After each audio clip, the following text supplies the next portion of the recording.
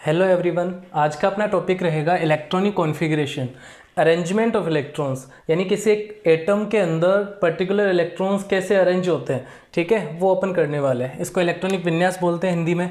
तो पहली चीज़ तो आपको ये याद रखनी है कि बोर जो साइंटिस्ट थे उन्होंने एक स्ट्रक्चर बताई थी एटम की, कि न्यूक्लियस होता है, उसके चारों ओर इलेक्ट्रॉन इस तरीके से सेल्स में रिवॉल्व होते हैं, ठीक है। यानी KLMN उन्होंने इनको नेम भी दिया था, या N = 1 2 3 4, N = 1 2 3 4 इस तरीके से, ठीक है। यानी N क्या है यहाँ पे, नंबर ऑफ सेल्स, N क्या है यहाँ पे, नंबर ऑफ सेल, ठीक है। कोष की संख्या, कोष की संख्या, ठीक है भाई।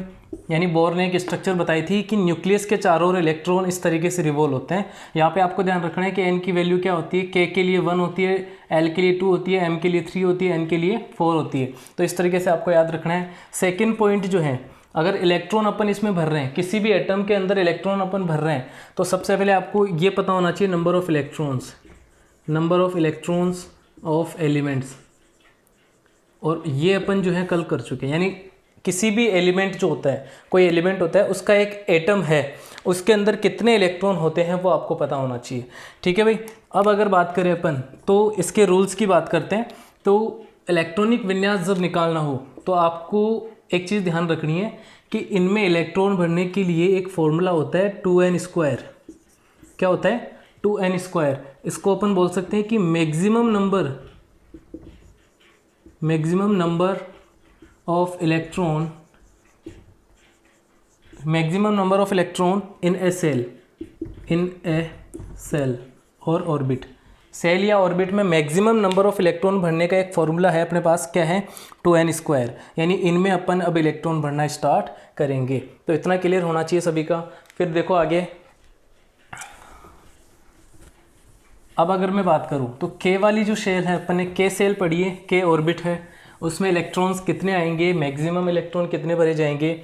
तो अभी अपन ने फॉर्मूला पढ़ा है कि K शेल के लिए, K शेल जो है उसमें इलेक्ट्रॉन कैसे भरेंगे। देखो आपको पता है कि N की वैल्यू K के लिए कितनी है, 1 है, ये याद रखना है अपने को।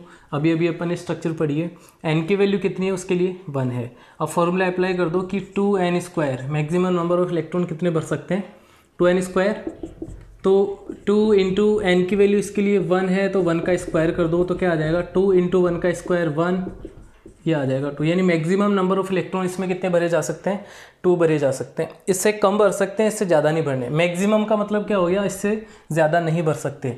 अगर मैं बात करूँ L सेल के लिए, L जो सेल है, L कोष, उसमें n की वैल्यू कितनी थी, 2।